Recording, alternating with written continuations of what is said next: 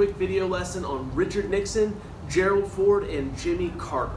Okay, so a quick reminder, leading up to the presidency of Richard Nixon, you've got the presidency of Lyndon Johnson.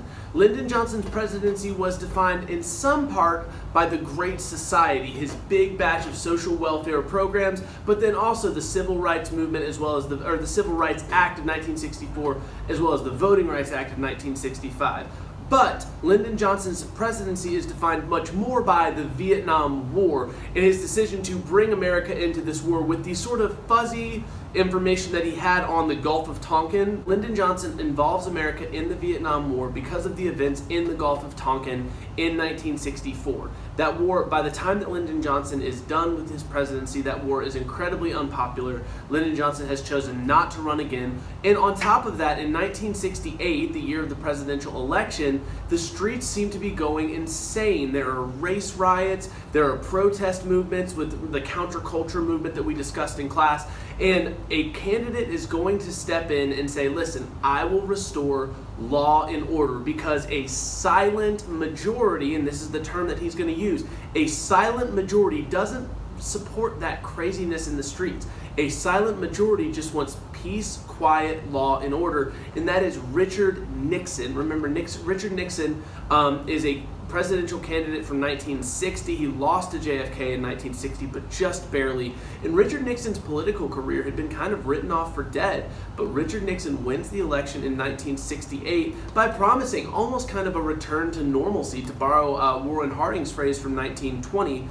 Richard Nixon says while he's running for the presidency, I have a secret plan to get America out of Vietnam. If you want that plan, you need to elect me. The plan of Richard Nixon is called Vietnamization. Whenever he gets into office, basically he says we are going to have peace with honor. We are going to slowly withdraw our troops, but we are going to step up the bombing. And so this strategic bombing campaign is going to continue under Richard Nixon. He bombs and bombs and bombs in Vietnam, but eventually by 1974, all U.S. troops will be out of Vietnam. So Richard Nixon actually does end the Vietnam. That's not the only thing that Richard Nixon does in his presidency. He also establishes the EPA, the Environmental Protection Agency, in 1970 as a response to the rising concern over conservation and pollution. The agency oversees the passage of the Clean Air Act, the Clean Water Act, and the Mammal Marine Protection Act. So Richard Nixon kind of follows in the footsteps of Theodore Roosevelt, being a Republican who does a lot of good for the environment. Also in 1970, the War Powers Resolution gets passed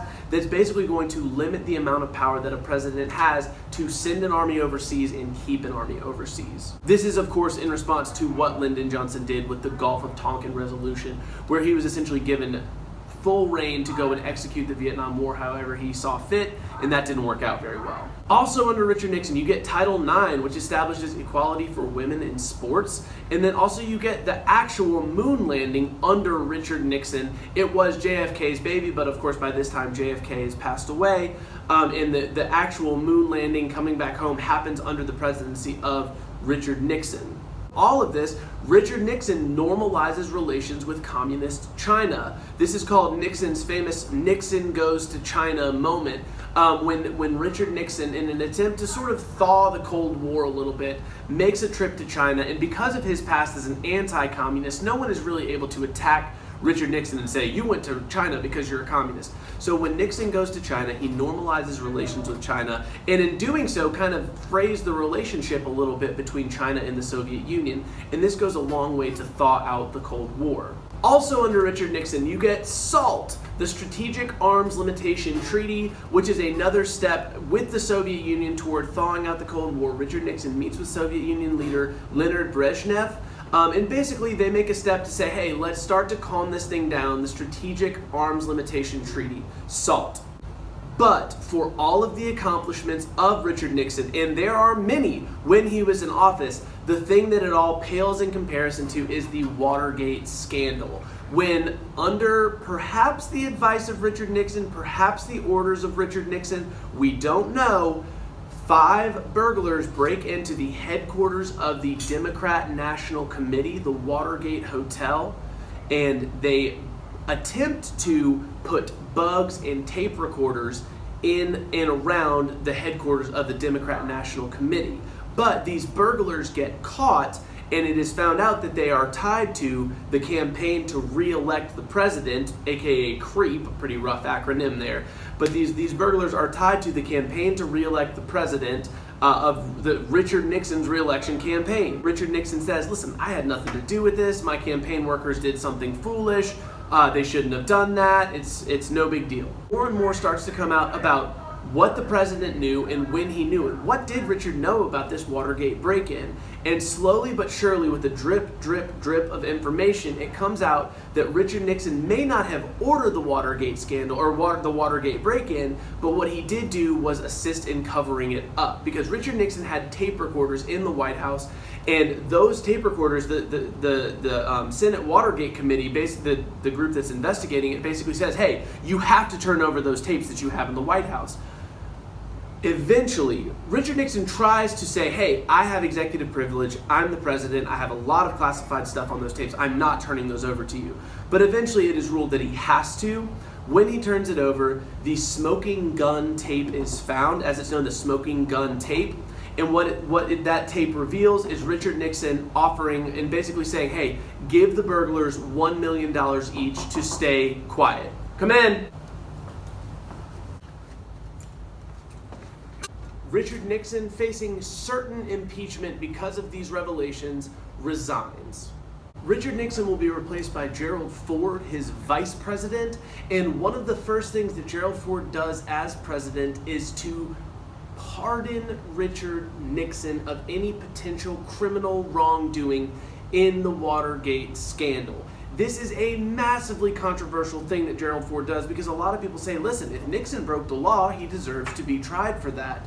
But what Gerald Ford says, and this is his reasoning for doing it in his young presidency, is basically, one, I need my own presidency. I can't have the Watergate scandal hanging over my head the way that it did Nixon's. It's not even something that I did. But then two, he said, I want to let the country heal. We've been hung up on Watergate from 1972 to 1974. I want to give the country the ability to move on. But Gerald Ford is going to pay a political price for this, and it's basically going to mean that his presidency will end after only the 3 years that he uses, that he finishes out Richard Nixon's term with. So Gerald Ford will be president until the 1976 election, when he runs against a guy named Jimmy Carter. Now, Jimmy Carter at this time is a relative political unknown. He was the former Democrat governor of Georgia, but other than that, he doesn't have much of a national profile. Whenever Jimmy Carter tells his family in 1975 that he's going to run for president, they're all sitting at the Thanksgiving table, and Jimmy Carter says, everyone, I'm running for president, and his family said, of what? So when Jimmy Carter comes in, he's elected for a very specific reason, and he's actually elected by a very narrow margin. Gerald Ford, despite the fact that he was the vice president of Richard Nixon, almost wins re-election, but Jimmy Carter is elected because at this time, there is a big break in trust with the government. You've got the 1-2-3 punch of Lyndon Johnson and his dishonesty about the Vietnam War, then you've got Richard Nixon and his dishonesty about the Watergate scandal, and then you've got the pardoning of Richard Nixon by Gerald Ford. And so Americans at this time seem to be ready for something a little bit different. Perhaps, I dare say, even someone who is a little bit more nice, a little bit more approachable. And this is where Jimmy Carter comes in. The issue is that for most of the things that Jimmy Carter is remembered for, they are not very positive. Jimmy Carter is known for a time from 1976 to 1980 of very high inflation in America, of a gas shortage leading to very high gas prices and gas lines, as well as giving back the Panama Canal to Panama. Now, there's some debate about whether or not this was a good thing. Jimmy Carter essentially says, listen, we got the Panama Canal at a totally different imperial time. This is an unfair treaty type of deal. And so we need to give the Panama Canal back. But for a lot of people, they're like, wait, that's money that we're making every year. On top of all of this, while Jimmy Carter is president, there will be a kidnapping at the U.S. Embassy in Iran, and some Americans will be held hostage for over a year in what will become to be known as the Iran hostage crisis. And this is going to engulf Jimmy Carter's presidency, especially during the election of 1980 when he's running against a guy named Ronald Reagan. So Jimmy Carter, not a terribly important president to remember, but there are a couple of things to remember. Remember the high level of inflation known as stagflation in the late 70s that comes along with Jimmy Carter's presidency, as well as giving back the Panama Canal, as well as the gas line issues, as well as the Iran hostage crisis. But then the big thing that's going to happen with Jimmy Carter is that he is going to be sort of the last Democrat before the brewing conservative movement. There has been a major new conservative movement brewing since 1964 with Barry Goldwater. It's taken different social protest forms against, basically with conservatives and with what we would call evangelicals, Christians, speaking out against these new sexual norms that are being pushed in the 1960s and 70s, and basically Christians and Republicans saying, whoa, we don't want all of this. And that is going to manifest in its largest form with the election of Ronald Reagan, who is going to bring America out of this major era of inflation and economic issues into what we will call the Reagan Revolution. But we will get there in the next video. Jesus.